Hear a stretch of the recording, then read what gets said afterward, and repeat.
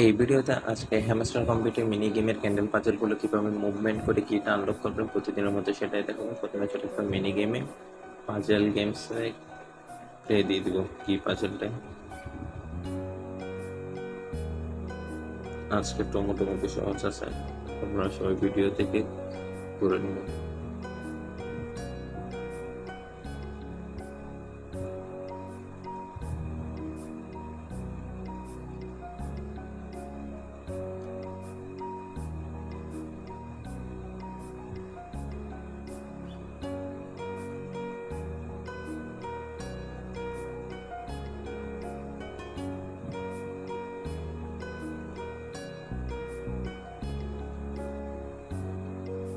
হয়ে গেছে কিটা আনলক, হয়ে গেছে আজকে কিটা।